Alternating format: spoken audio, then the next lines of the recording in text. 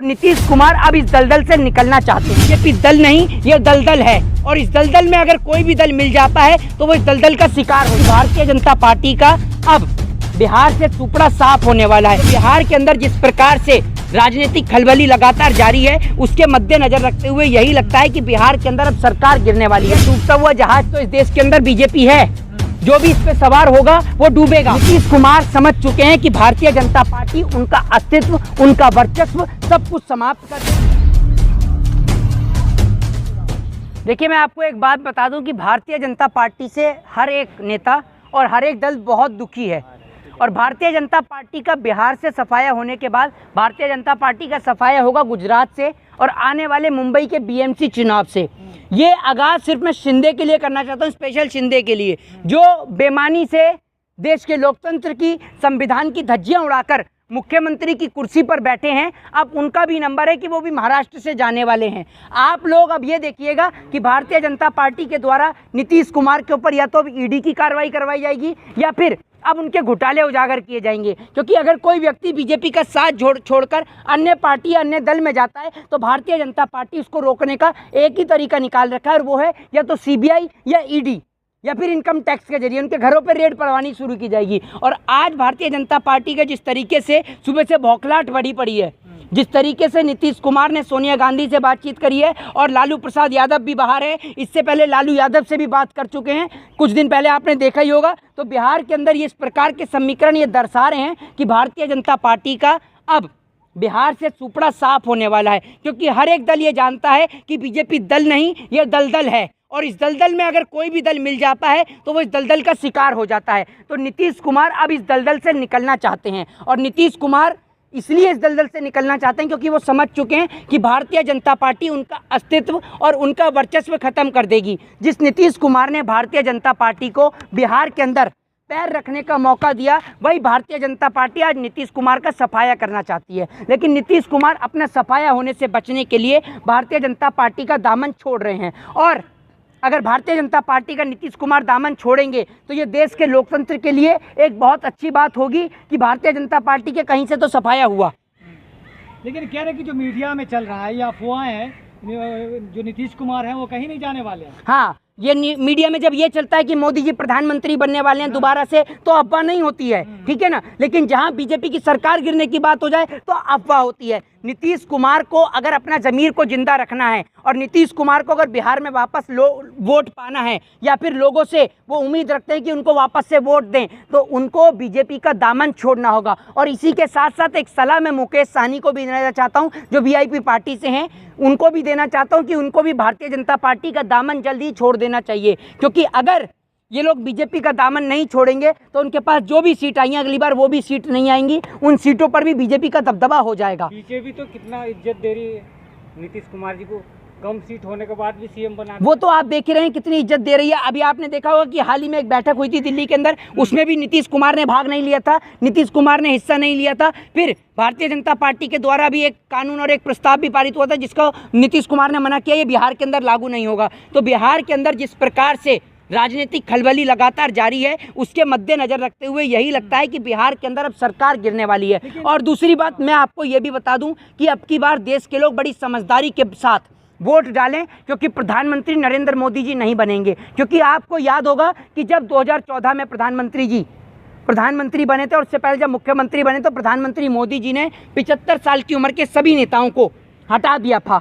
75 साल की उम्र के सभी नेताओं को हटा दिया था। और दूसरी बात, जिसका सबसे बड़ा उदाहरण है लाल कृष्ण आडवाणी, आपने देखा होगा, ठीक है ना। लाल कृष्ण आडवाणी जो प्रधानमंत्री का ख्वाब देखते देखते खुद एक ख्वाब बन के रह गए, बीजेपी में उनके कोई वर्चस्व, कोई अस्तित्व नहीं बचा है। ठीक उसी प्रकार से नरेंद्र मोदी जी अब 74 साल के हो गए हैं, ठीक है ना। तो क्या प्रधानमंत्री नरेंद्र मोदी जी आने वाले वक्त में 74 साल के हो जाएंगे तो क्या प्रधानमंत्री नरेंद्र मोदी जी दोबारा प्रधानमंत्री बनेंगे? नहीं बनेंगे। कर दिया ना 24 के लिए, अमित शाह जी ने बोल तो दिया 24। तो फिर भारतीय जनता पार्टी ने 75 साल की उम्र के नेताओं को क्यों हटाया? बताइए ना। पहले तो नियम, नीति और कानून आप ही बनाते हैं, फिर उनकी धज्जियां भी आप ही उड़ाते हैं, ये बताइए ना आप मुझे। तो बीजेपी अपने लिए कानून बनाती है, अपने फायदे के लिए कानून बनाती है। बिहार से एक सवाल लेंगे, आरपी सिंह कह रहे हैं कि जो नीतीश कुमार है डूबता हुआ जहाज है। अरे भैया, डूबता हुआ जहाज तो इस देश के अंदर बीजेपी है, जो भी इस पे सवार होगा वो डूबेगा। और यही बात शिवसेना ने समझी और शिवसेना ने इंतजार किया है अभी, और इंतजार किया है चुनाव के वक्त का, क्योंकि उसको पता है कि बीजेपी एक डूबता हुआ जहाज है। इसीलिए शिवसेना के मुख्यमंत्री उद्धव ठाकरे और महाराष्ट्र की जनता आज भी शिंदे को जो है वो मुख्यमंत्री के रूप में नहीं देखती है, वो आज भी उद्धव ठाकरे को मुख्यमंत्री के रूप में देखती है। और महाराष्ट्र की जनता आने वाले बीएमसी के चुनाव में ये बात बीजेपी को और शिंदे को दिखा देगी कि आप किस लेवल के नेता हैं, आप किस प्रकार की राजनीति करते हैं, और आपको एक नेता को किस प्रकार की तवज्जो दी गई और आपने किस प्रकार से लोकतंत्र की धज्जियां उड़ाई और सीबीआई ईडी की रेड से बचने के लिए आपने बीजेपी का दामन थामा और आपने सरकार गिराने का काम किया। तो क्या नीतीश कुमार को यह आभास हो गया है कि हमारी पार्टी भी बीजेपी तोड़ने वाली है, इसलिए वो भागना चाहते? नीतीश कुमार समझ चुके हैं कि भारतीय जनता पार्टी उनका अस्तित्व, उनका वर्चस्व सब कुछ समाप्त कर देगी और आने वाले वक्त में जदयू जो है वो समाप्त हो जाएगी अगर बीजेपी के साथ रही। और ये बात नीतीश कुमार समय रहते समझ चुके हैं। इसीलिए नीतीश कुमार दिखाना चाहते हैं अपना अस्तित्व, अपना वर्चस्व, कि वो किस प्रकार से भारतीय जनता पार्टी को मुंहतोड़ जवाब दे सकते हैं। और अगर नीतीश कुमार ने अपना बहुमत वापस ले लिया तो भारतीय जनता पार्टी की सरकार, बीजेपी की सरकार वहाँ से बिहार से गिर जाएगी, और जिसका असर आपको गुजरात और हिमाचल चुनाव में भी देखने को मिलेगा। लेकिन भाजपा कहती है कि जो क्षेत्रीय पार्टी, जो छोटी पार्टी है, हम उनको इज्जत देते हैं, सम्मान देते हैं। आप उनको कोई इज्जत और कोई सम्मान नहीं देते हैं, बल्कि आप उनका इज्जत और सम्मान समाप्त कर देते हैं। आपके साथ क्षेत्रीय पार्टियां मिलती इसलिए हैं क्योंकि आप उनको ईडी और सीबीआई के जरिए डराते हैं। आप ईडी और सीबीआई के जरिए उन्हों के घरों पर रेड पड़वाते हैं, उन्हों के घर में आप उनको दबाव डालते हैं, उनके बच्चों को गिरफ्तार करवाते हैं, क्योंकि पहले बीजेपी आपको मुसीबत देती है और उसके बाद उस मुसीबत से निकलने का तरीका भी बताती है। तो या तो अगर आप बीजेपी का दामन थाम लीजिए, नहीं तो आपको उठाकर जेल में डाल दिया जाएगा। इसका सबसे बड़ा उदाहरण लालू प्रसाद यादव है।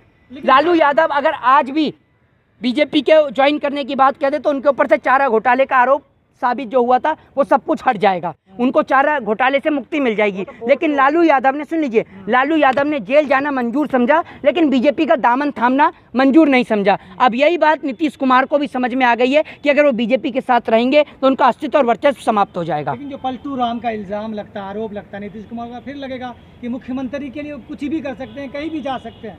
तो बीजेपी क्या, एक बात मुझे बताइए, आप मुझे बताइए ना, बीजेपी पलटू राम नहीं है, बीजेपी तो पलटू राम है। बीजेपी क्या करती है जम्मू कश्मीर के अंदर, जब महबूबा मुफ्ती के साथ सरकार बनाती है तो क्या करती है, और उसके बाद जब सरकार नहीं बनती है तो महबूबा मुफ्ती को गलत भी बताती है। तो पहले जो आपके साथ हो जाए वो राजा हरिश्चंद्र कहलाएगा, राजा हरिश्चंद्र की छठी औलाद कहलाएगा, और जो आपके साथ नहीं हो वो देशद्रोही कहलाएगा। ये आप कहना चाहते हैं। आप पलटू राम भी तो, आपसे बड़ा पलटू राम कौन है? बीजेपी से बड़ा पलटू राम कोई है और ना ही कोई देखने को मिलेगा। तो आप सभी लोगों को भी ये बात समझनी चाहिए। और मैं आपको बता दूं कि अभी बीजेपी का इस देश से पूरी तरीके से सफाया हो रहा है। 2024 में नरेंद्र मोदी का सफाया होगा। जय हिंद जी। सवाल है, मुख्यमंत्री कौन होगा, तेजस्वी या नीतीश कुमार? वो तो वक्त बताएगा कि मुख्यमंत्री कौन बनेगा, और ये फैसला बिहार की जनता का है।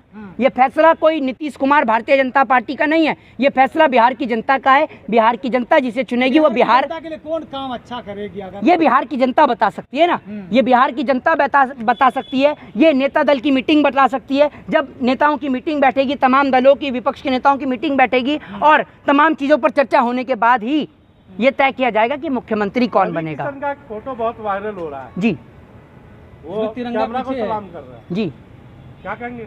किसको? तिरंगा पीछे है और कैमरे को सलामी दे रहे हैं वो। तो ये सारे फोटोग्राफर हैं ना, सारे फोटोग्राफर हैं, चाहे नीतीश कुमार हो, वो नीतीश कुमार, नरेंद्र मोदी हो, चाहे फिर उसके साथ साथ ये आपके रवि किशन हो, सारे फोटोग्राफर हैं। तिरंगे की इज्जत तो करना जानते नहीं है, तिरंगे को तो कमर दिखा के खड़े हैं और सामने फोटो कैमरे को सैल्यूट कर रहे हैं। ये आप देख रहे हैं ना, ये सारे के सारे फोटोग्राफर हैं। और ऐसे लोगों को अब बिहार की जनता मुंहतोड़ जवाब देगी। अब ये पुराना बिहार नहीं है कि मुंह में गुटखा और पान चबाकर यहाँ के लोग निकलते हैं। अब बिहार जो है वो IAS IPS बनाता है, बिहार देश बनाता है, ठीक है ना। और बिहार हो, उत्तर प्रदेश हो और तमाम जगह हो, ये देश के लोग अब समझ चुके हैं कि अब यहाँ पर वोट जो है वो हिंदू मुसलमान के नाम पर नहीं, शिक्षा, बेरोजगारी और महंगाई के नाम पर पड़ता है। जय हिंद, जय भारत, वंदे मातरम।